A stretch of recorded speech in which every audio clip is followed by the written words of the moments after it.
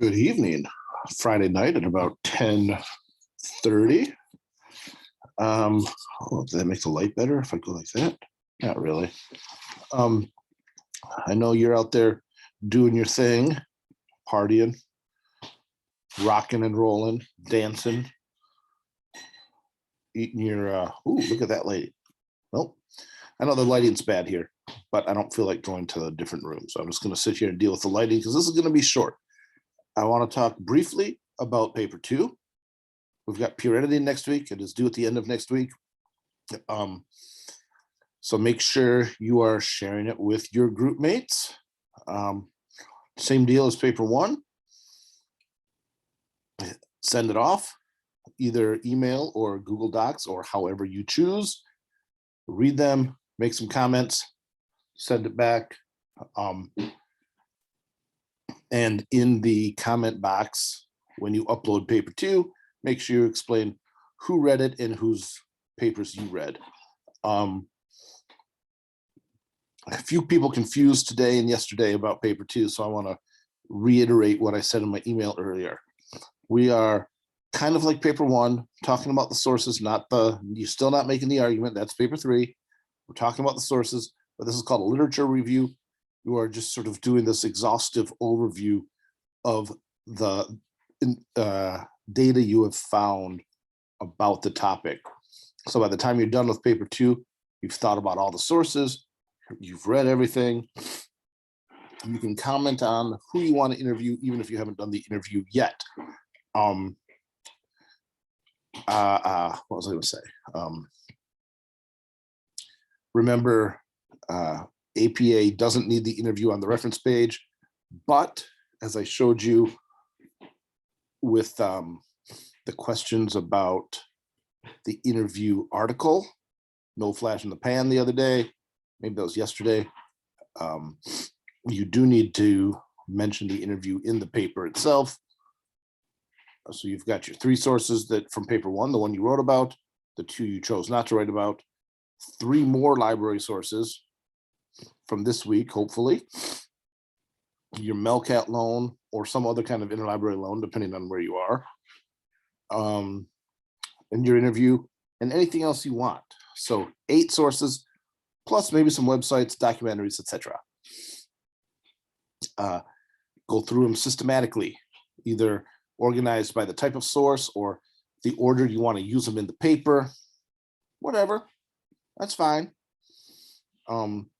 Going through them systematically, talking about each source, where it's found, why it's reliable, how it's useful.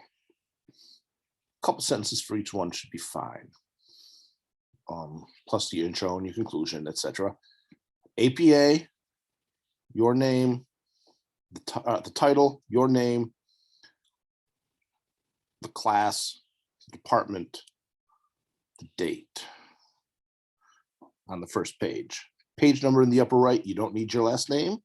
A few people in the homeworks are putting in the running head. That's an old APA thing. You don't need that anymore. You can skip that. Don't forget to use those level headings, and you should be in good shape. Now, this week we also had a homework about something you're good at. You were supposed to write a poem, write a tutorial, and then write about how to relate those types of writing together. So right now I want to talk about the chapters from the book that dealt with that.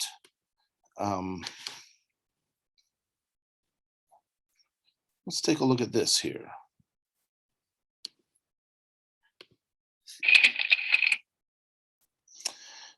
Issue 7, Rethinking Revision, looking beyond the red ink, reviewing rhetorically, seeing through others' eyes, revising radically.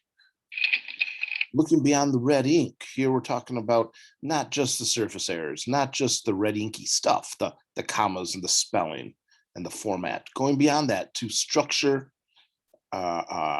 idea development, organization, how well we're following the assignment, what the book calls the big picture issues. We can do the quick stuff, the commas and so forth, but make sure when we're doing a revision, we're thinking about revisioning the paper, re-envisioning, working on really going into the big changes that need to happen, moving things around, refocusing, reorganizing our ideas. The Jane Austen example in the book talks about her final novel. You may be vaguely familiar with Jane Austen. She's super famous 19th century British writer. She wrote Pride and Prejudice. She wrote Sense and Sensibility. In her last book, according to our book, she sent it off to her publisher, her editor, and it was sent back and they said, the ending sucks.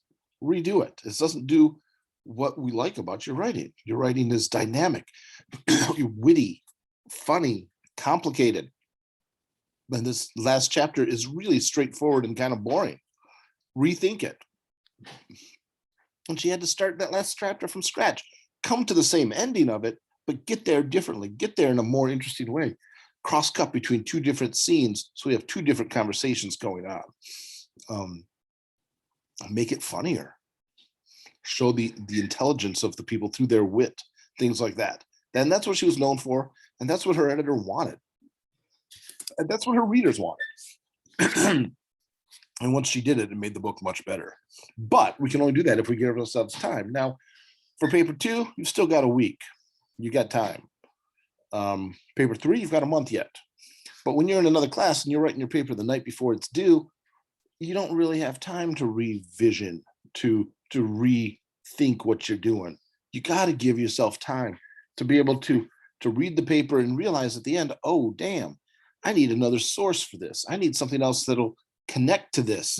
And if you're writing the night before it's due, you just can't do it. Give yourself time, says our book. Give yourselves time, says me, too. Seeing through others' eyes is the next part of the book.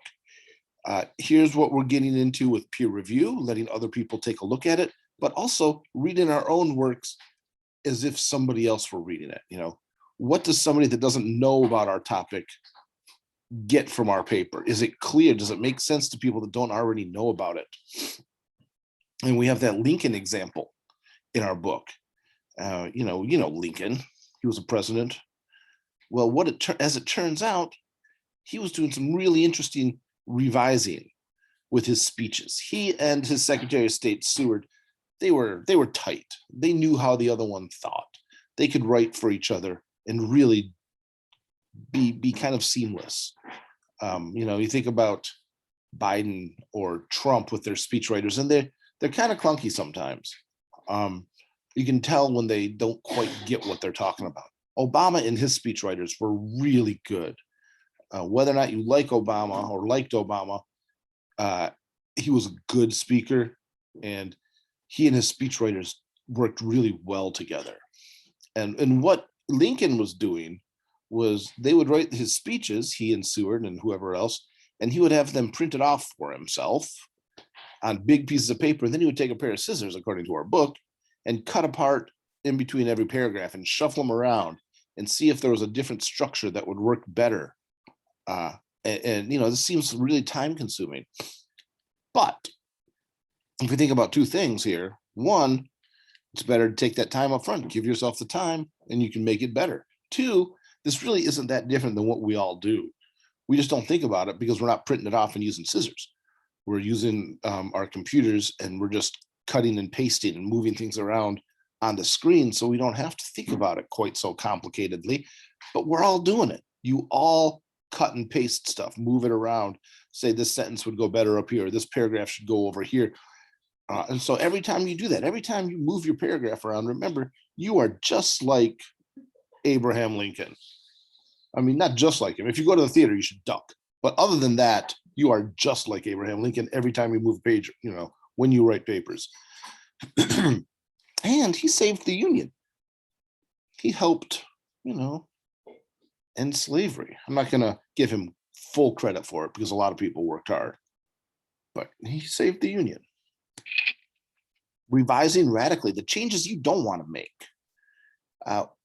Being able to listen to the feedback and say, yes, it would be better if this happened. The very first conference I went to, I had to give a paper. I had 15 minutes to give the paper.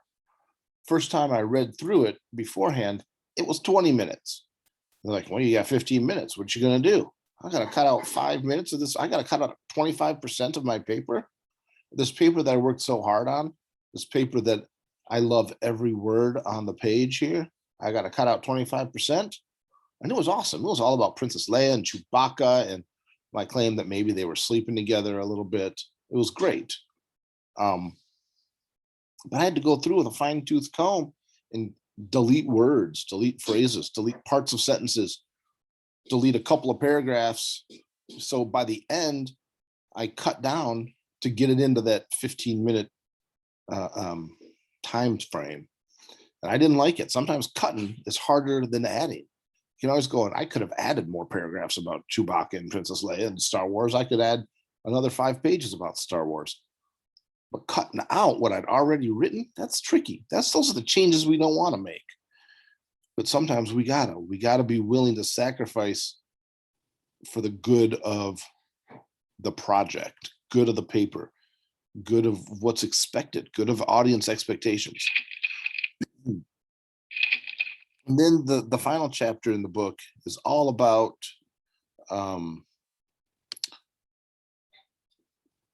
fake news. Now, remember, this is a big thing, right? A few years ago, when Donald Trump started talking about fake news, it sort of exploded. And we're thinking about it all the time, although we've had it all along, right? We've had misinformation.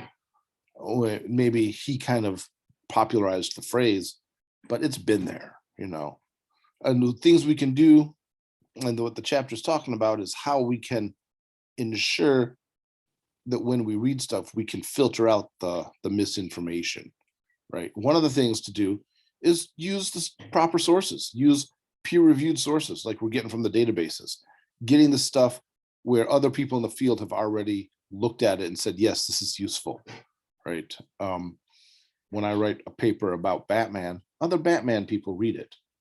When you find a source about climate change, other climate change scientists have read it and said, yes, this is useful and helpful. And the stuff that they read and say, yeah, this isn't really that great, doesn't get published. So if we're talking about the peer-reviewed journals, right then and there, we are ensuring that we're filtering out the fake news. The other stuff to do, think about our sources when we're watching the news. Are we watching a reputable news source, a major publication? Are we doing some sort of fringe stuff? Are we watching the cable news? Are we getting stuff from NPR, BBC? These are different levels. NPR's up here, Fox, MSNBC down here. We got to think about these things. Thinking about the fake stuff. We think about what's going on in Ukraine right now, right? And we know that Russia is inundated with fake news about it. As Vladimir Putin is telling his people, hey, we're fighting Nazism. We got to denazify Ukraine. Bullshit. We know that's not true. But are we getting propaganda and fake news about what's going on there? Probably. It stands to reason that we're probably being lied to too. And we have to be able to look at our sources and think about what is believable, what seems likely, what is provable, what is verifiable, and what isn't. And when we're talking specifically about conspiracy theories, this is great stuff. But it's good for all of us, for all the sort of topics, regardless. Now, next time, we've got peer editing. I'll have another video for you on Monday or Tuesday. Have a good weekend. Start sharing your paper twos. I'll have writing assignment 10 done tomorrow or Sunday. My kid's big 5-year-old birthday party is tomorrow. Every single kid from his preschool is coming. We're gonna have like 20 kids running around at a park, not at our house. Pandemic. I don't want all these snot-nosed little kids running around and trashing the place. We'll stay outside. It's supposed to be cold, but we'll make do. We got hot chocolate. We've got cupcakes. We've got balloons. We've got a piñata. Boom. It's gonna rule. So I might not get writing assignment 10 done tomorrow. It'll be done by Monday, by the next time I make a video. Have a good weekend. Stay safe. Keep wearing those masks. Have fun.